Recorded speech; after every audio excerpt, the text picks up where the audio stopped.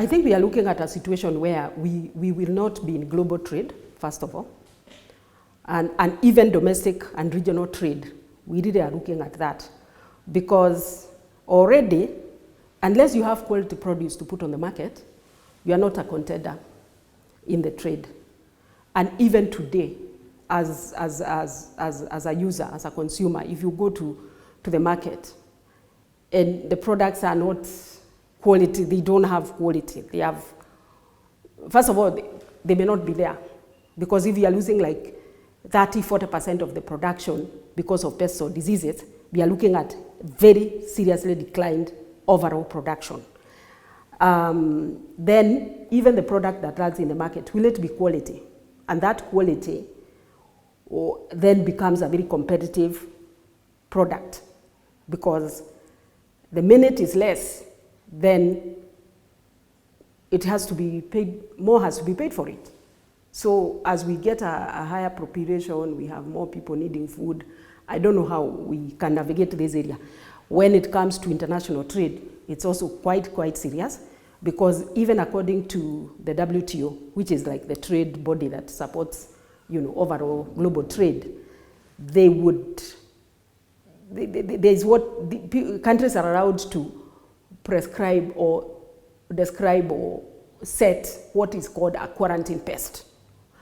In Kenya here, for example, there are certain pests that the regulatory agency in charge of this area will not allow certain pests to enter the country.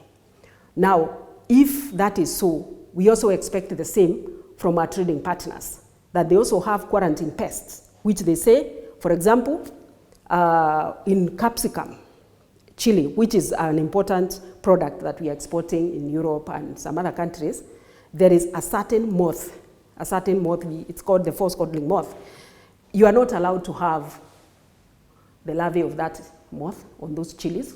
You are not supposed to have even eggs of that moth, because they are going to move on towards becoming larvae, becoming pupae, becoming adults, and laying more eggs on the other side of the trade exchange. So if that is so, we are looking at a situation then where if we can't control the force-codling moth, then we cannot trade. Another example is the growing area in the area of herbs also. Kenya is also becoming a big player, and growers that need their incomes raised and all that are growing herbs, they are growing basil, they are growing mint, they are growing all sorts of herbs like that. But now they are quarantine pests. Basil, for example, you are not allowed to export into, especially like the European market with white flies. How do you then end up controlling white flies so that you can remain a contender in that market? If you can't do that, then what we are looking at are growers will not have a crop to grow, because they cannot grow that and control the pests and enter the global trade.